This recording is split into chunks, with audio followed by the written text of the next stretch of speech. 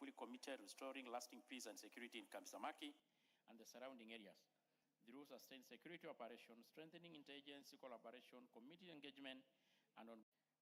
I appreciate the feedback, but there's more that needs to be done because the area itself, Kambisamaki, is currently facing the closure of its school, which was as per the request of the statement. And I see there is a need for the CS for Interior and the CS for Education to have a sitting and organize a meeting both with the local leadership and the elders from both communities so that we can discuss the reopening of this school. Mr. Speaker, I visited Kambisamaki myself after I raised a statement, and I realized the matter is a bit, it's contentious because it also involves a boundary issue. And boundary issues now become emotive because it involves land that belongs to both Isiolo County and Garissa County. And for us to open the school and avoid any skirmishes and future wars and crises like what happened before, it is important that both communities sit down to be able to successfully open the school. Mr. Speaker, when I visited Kambisamaki, the officers on the ground requested that they get backup, and this is something the minister can look into because there is a banditry issue that is existing. As recent as 2 weeks ago, we had young men who were attacked by bandits and their animals taken away. Mr. Speaker, there is a need for extra platoons of officers to be added. They are both from the RDU unit and the anti-stock theft unit. Mr. Speaker, these are things that need to be worked on jointly, and this is something I'll request through the chair and the Minister for Interior to look into so that we are able to look into the matter. The school itself needs to be opened, but it is also a bit of a thorny matter because it involves a boundary issue. As we speak, Kambisamaki Primary School is registered as a polling station under Garissa County, but it is also a matter of dispute with the community that neighbors us Isiolo County. As at now, we don't have any conflict, but to avoid future conflict, Mr. Speaker, we must address both the boundary issue and the security issue so that the school can be reopened. That is something I picked up after I visited the site in itself and communication that the elders had given us. And Mr. Speaker, currently there is no school in the area. The nearest school is 15 kilometers. Omulher, you are seeking clarification. You are making a No, speech. I am explaining what I realized after I raised a statement because I did a site visit, Mr. Speaker. It's a matter that cannot just involve not just the Minister for Interior, but also the Land Minister and the Minister for Education. If we look into this from a security issue, Mr. Speaker, it will open a lot of Pandora boxes, and we don't want what happened in 2021 to recur again. And for us to do that, we must address the needful. Thank you, Mr. Speaker. Yes, Professor Jaldeza. Thank you, Mr. Speaker, sir. I need to appeal to our brothers and sisters from Northeastern to avoid encroaching on Eastern Province.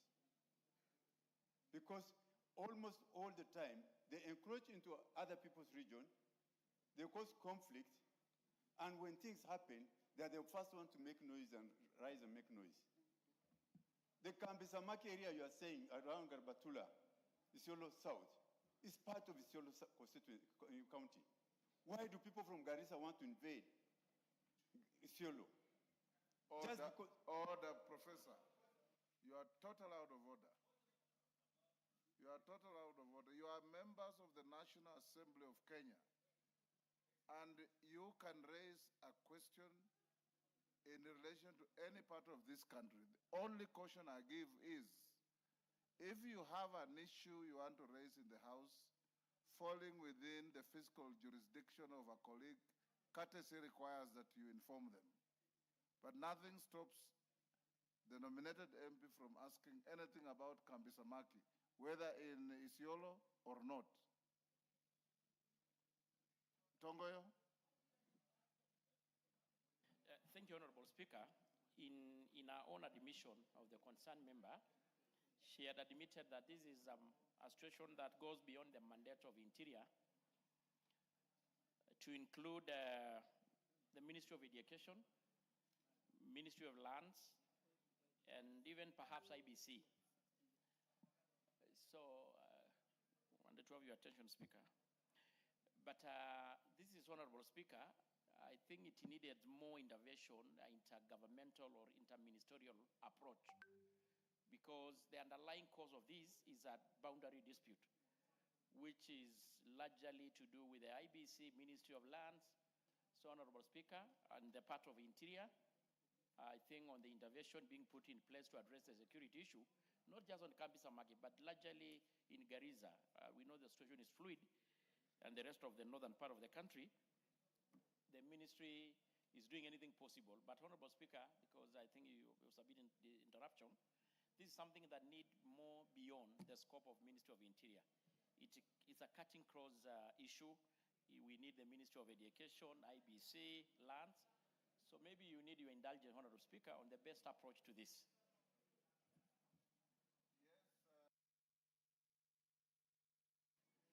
Mr. Speaker, I want to let the member from Isiolo know that I don't want what happened before to recur again. And it is important that as leaders address the need for, Mr. Speaker, land issues. Don't escalate what the speaker has. No, I'm not escalating, Mr. Speaker. I'm just letting him know that my request on this statement. To answer him on any issue. My request was to address the gaps in education that have come out after that incident happened 7 years ago, Mr. Speaker. So it is as simple as either deciding to open a new school somewhere else or reopen that school so that the children from both counties can benefit. It's not a land issue. You are perfectly in order. And the protesting member is not even from Isiolo. He is from Marsabit. Yes. Next is Julia Sunguli in the house. Yes, Tongo, can you respond to Julia Sunguli's request? Thank you, Honorable Speaker. It was a little bit discussion with a member from Garissa, Major. Honorable Speaker, in regards to the issue of Honorable Sunguli, in a matter concerning security at Angatabarikoi, Kilgoris, the Member of Parliament in particular wanted to know the circumstances surrounding the livestock theft incident, the death of the anti-stock theft unit officer. May his soul rest in eternal peace, and measures taken to investigate the case and apprehend the suspect. Yes, Baba. The reason for alleged confiscation of livestock belonging to the members of the local community, and an indication on when the livestock will be returned to the innocent residents, and the measures being taken to ensure protection of residents, restoration of law and order, and prevention of further violation of human rights in Nangatabarikoi. Honorable Speaker, I want to respond as follows. On the 19th June, a known number of livestock was stolen from the Kuria community at Kuitembe area, Kuria West Sub-County within the Migori County. A contingent of police officers drawn from the Angata Barikoi Police Station, Angata ASTU, responded promptly with the aim of recovering the livestock and apprehending the perpetrators. The officers encountered about 40 suspected cattle rustlers armed with automatic rifles and Keturo area, Ngedale location. A fierce exchange of gunfire ensued between the two parties. During the confrontation, a police officer, number 114287 APC Joseph Owino, attached to Angatabarikoi ASTU, sustained a gunshot wound on his back near his hip joint. The officer was evacuated from the scene and rushed to Angatabarikoi Health Center, where he was pronounced dead on arrival. His body was moved to Transmara West mortuary for preservation, pending postmortem examination, and the incident was booked at Angatabarikoi Police Station, via OBIT number 519 of 2026 at 19 hours. On the 20th June, 2026, the postmortem examination was conducted on the body of the deceased, and the pathologist formed the opinion that the cause of death was massive hemorrhage secondary to penetrating abdominal wound sustained from the back. An inquiry file was opened to establish the circumstances surrounding the shooting and subsequent death of the officer. On the second reason for alleged confiscation of the livestock, there is no record, Honorable Speaker, of any livestock having been recovered or confiscated by the police and no livestock is being held at Angata Barikoi Police Station or by Asitu, camp awaiting release to the members of the public. Meanwhile, effort to trace and recover the stolen livestock and apprehend the perpetrators remain ongoing. That was by the time of writing of this report. And the situation is calm, Honorable Speaker, I can confirm. I am from that area as well. Honorable Speaker, following the incidents of the 24th, the Cabinet Secretary for Interior, accompanied by the Governor of Narok, and the elected leaders from the Transmara, to include the member who raised the question, and the area senator, and other leaders, engage members of the local community with the aim of promoting peace, coexistence, and de-escalating tension arising from the incident. The Cabinet Secretary directed that all civilians in possession of the illegal firearms to surrender them. In addition, the following measures have been undertaken to restore normalcy and safeguard the resident. Security agencies have been intensifying foot and mobile patrol. There is intelligent gathering operation ongoing to deter criminal activities and to prevent further insecurity and facilitate the recovery of the stolen livestock. Engagement of the community leaders, elders, and stakeholders to promote peace and dialogue. And all security operations in Angata Barikoi are being undertaken in strict adherence to the Constitution of Kenya, the National Police Service Act, and applicable human rights standards. I submit, Honorable Speaker. Yes, Julia Sunguli. If you are satisfied, we can let Mr. it Speaker, I wish to thank the chairman of the Committee for Internal Security for his report and answer. I wish to confirm, Mr. Speaker, that as soon as we asked the question, the responsible Cabinet Secretary, Honorable Kipchumba Murkomen, went to Angata Barikoi together with all of us and introduced certain measures that have since cooled the area. The situation is well under control. Particularly, Mr. Speaker, the GSU camp was reintroduced at the border, and this has actually been very effective. Only yesterday, about 12 cows were stolen from the area of Ngendalil, and unlike in the past, the police, the people from Kilgoth, Transmara were able to cross to Kuria without a problem, and the GSU, together with the citizens, recovered 8 of those cows. The situation still remains, of course, an area to be watched because it is fragile. It's a border area. It borders Kenya and Tanzania. It borders the Kuria and the Kipsigis and the Maasai. It's a trigonometrical area that requires constant management. But I'm grateful that the minister has been able to do that, and I wish and I think that the chairman has given a satisfactory answer. Thank you. We leave it lie there. Taitumu. Honorable Mwalimu Taitumu. Thank you, Mr. Speaker. I arise to make a personal statement regarding the passing on of my late beloved father, Mr. Patrick Ntoanaiba Baikelanya.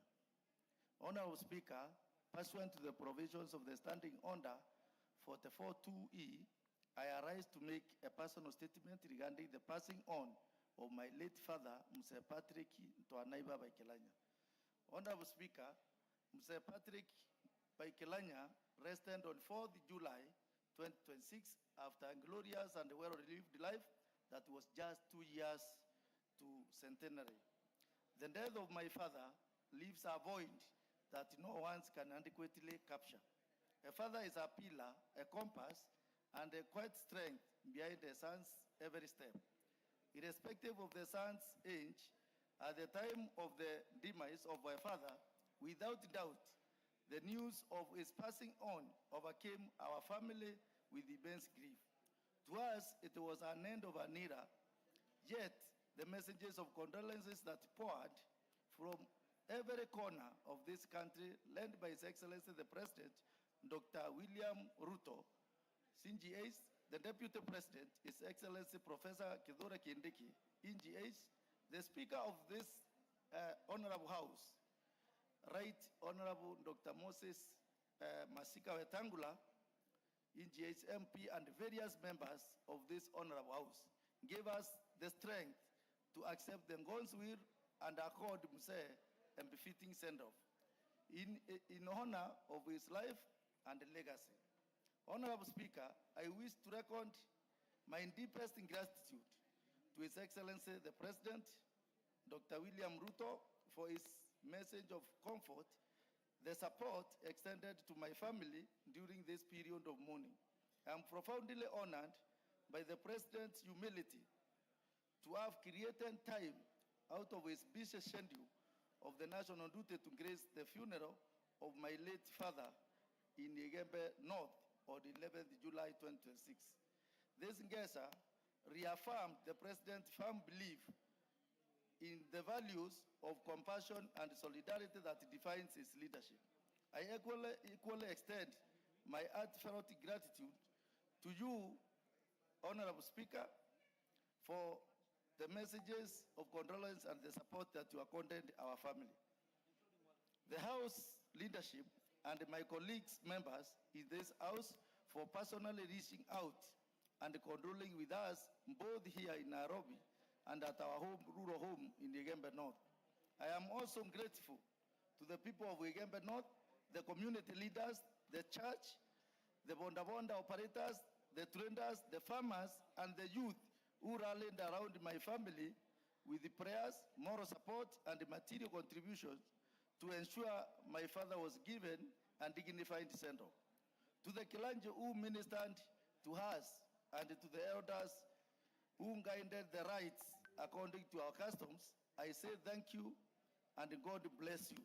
On behalf of the family of the late Mr. Patrick Twanaiba Kilanya, I echo our deepest gratitude and pray that his soul finds eternal peace in heaven. I thank you, Honorable Speaker. Thank you, Honorable Taitumo. May Mze's soul rest in eternal peace, and may your family have peace at this time. Honorable members, I acknowledge in the Speaker's gallery Uhuru Estate School from Embakasi, West Nairobi, Kakawa Primary and Junior Schools from Mbere North, Mbere South, Embu,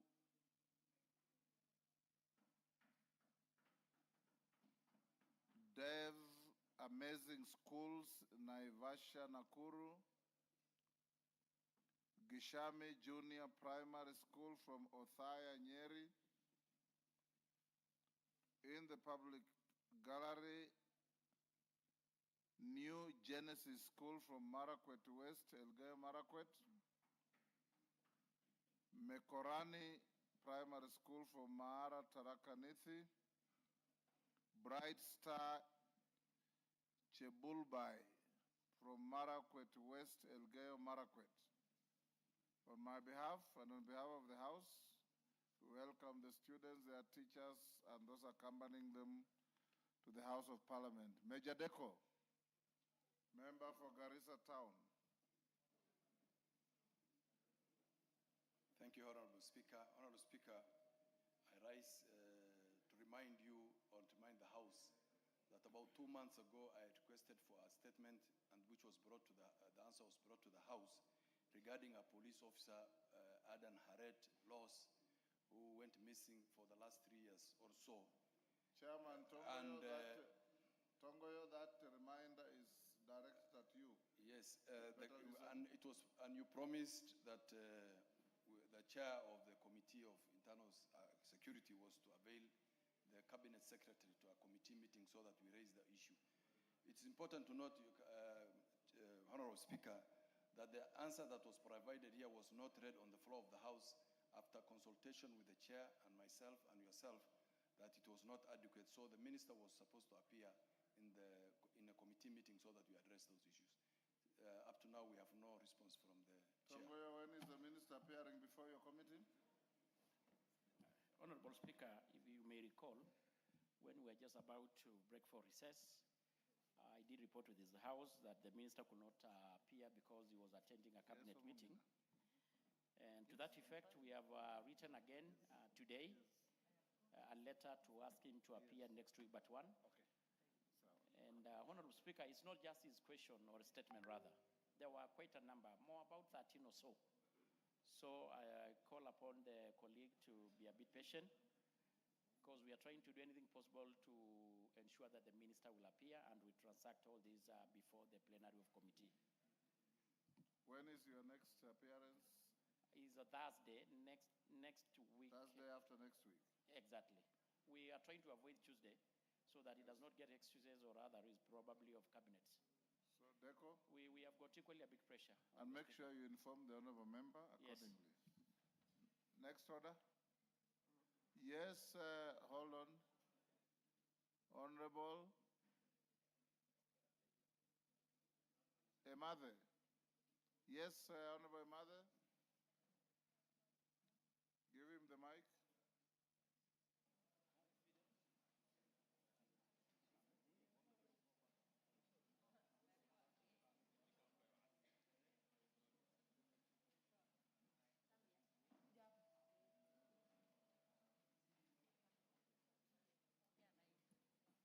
Honorable Speaker, I rise to remind that on 30th June, you ruled that I receive a response on the operationalization of NAPETET ICT Hub in Turkana Central. This ICT Hub was completed under World Bank, implemented by Kenha in 2023. Right now, it is gathering dust, and this will be the first implementation or achievement on ICT in Turkana County ever since we took government. Speaker, as we speak about ICT Hub, the students who are listening have a direct benefit on this. But in Turkana, there is nothing called ICT Hub anywhere in Turkana County. This will be the first. When can you respond?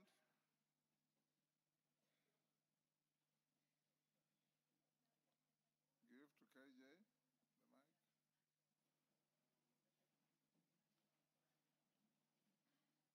Mr. Speaker, you had already issued direction on this. Yes. And yes, the committee has burnt the midnight oil. And God willing, we shall be presenting this next week. Since Thursday, we shall be having a baraza, and the committee might not be able to process the feedback that we are getting from the ministry. And Mr. Speaker, it is only just a slight correction that in the whole plan of the digital superhighway, Turkana is one of the biggest beneficiaries with the connection of the fiber optic cable that connects our republic to the South Sudan Republic. And even more advancement has been made in such a way that we have taken cognizance of the border issues at the Elmi Triangle, which has allowed for us to have two cables, a Kenyan cable going up to where Kenya believes our border gets to, and also another cable, the one coming from South Sudan, proceeding to where Sudan would want to contest the borders to. So, Honorable Speaker, it is a great question that the Honorable Member brought to the House, and it impacts on very many other members. And so we shall be presenting a very comprehensive response, God willing, this coming week. Thank you very much, Mr. Speaker. Yes, thank you, KJ. Next order. Order number 8, motion, consideration of a petition on the management of hemophilia and other bleeding disorders. Okay. Question to be put. Members on their feet, take your seats. CPA, take your seats.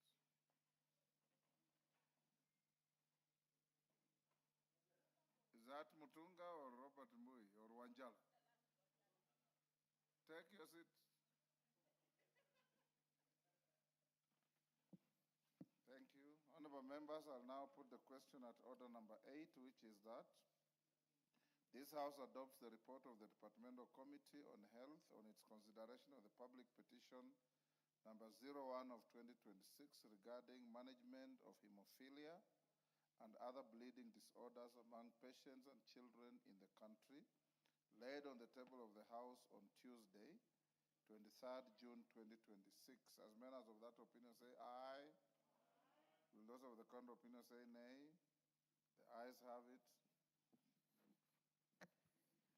Order number 9, the County Assembly Services Amendment Bill, Senate Bill number 34 of 2023, second reading. Chairperson, Departmental Committee on Labor. Is that Karemba? No. Who is the chair? Ken Chonga, where is he?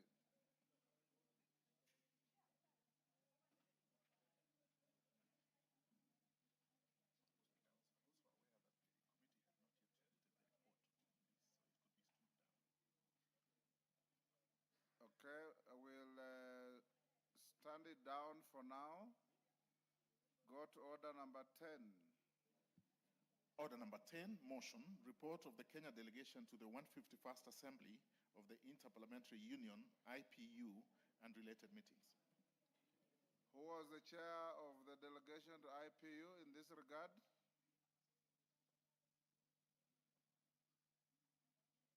Who is it? Irene Mayaka, is it you? No. Mili Mabona? Mili Odhiambo is not here. Go to next order. Order number 11, the Sports Amendment Bill, National Assembly Bill number 5 of 2026, second reading. Irene Mayaka, are you ready to move this bill?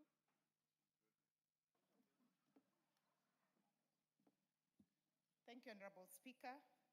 Honorable Speaker, I beg to move that the Sports Amendment Bill number 5 of 2026 be read a second time.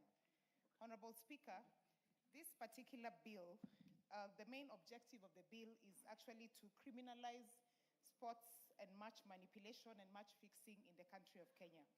And what we've done, Honorable Speaker, is within the Sports Amendment Bill, it is that we have amended a couple of clauses so that it is in line with actually what we intend to do. Honorable Speaker, just to mention the specific sections that have been amended, we are amending Section 2 so that we introduce the definition of sports management, manipulation.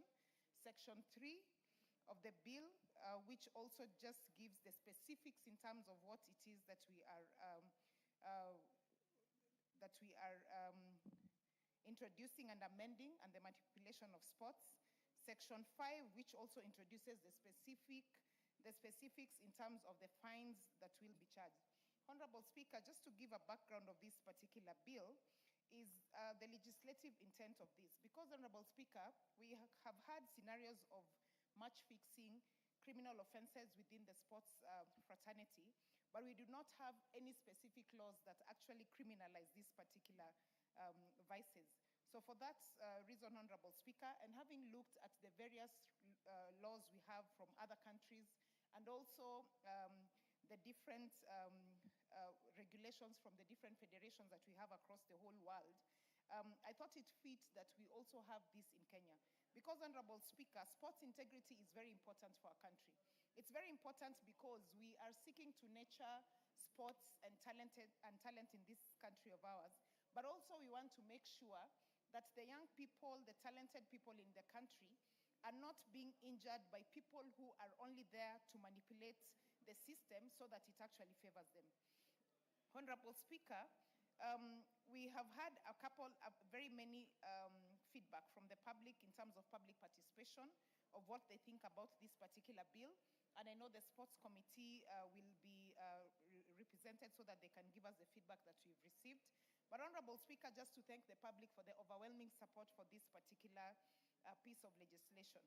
The background of this, Honorable Speaker, is foundation of sports. Sports is based on fairness, transparency, and public confidence. Integrity is currently at risk.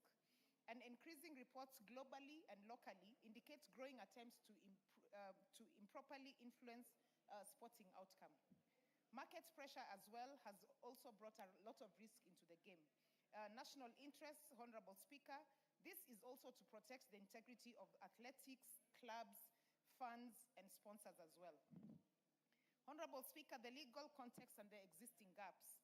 Regulatory deficit. If you look at the current sports Act Cap 223, it does not contain any explicit provisions to criminalize sports manipulation. Enforcement barriers, current mechanisms rely on association-level disciplinary action, which lack the weight of criminal law. And Honorable Speaker, on this particular one, we are finding that most of the federations in this country, whether it is the Football Federation, the Basketball Federation, Netball Federation, Volleyball Federation, or the athletics part of it, when they are faced with such issues, they only do investigations within the federation, which is really not giving any particular third-party aspect or making sure that there's actual fairness where there's a criminal case. Structural weakness, the internal sporting bodies are often unequipped to handle organized criminal syndicates. And Honorable Speaker, this is where the criminal aspect comes into play so that the specific criminal investigation bodies in the country can then be charged with ensuring that they do proper investigations into this. The solution, Honorable Speaker, is amendment bridges that bridges the gap by providing criminal sanctions and stronger investigative powers. Honorable Speaker, I had the option of looking at the different laws that we have in the country. The Sports Act, the Penal Code, the Criminal Act, all these particular laws. But it was actually easier for us to amend the Sports Act Cap 2023 so that we ensure that the definition of manipulation is put in place, the criminal aspect is put in place, and the offenses are also put in place in one particular law. Honorable Speaker, looking at the current Kenyan legal framework, the Sports Act of 2013 governs sports administration but contains no explicit match fixing offenses in our country. If you look at the penal code,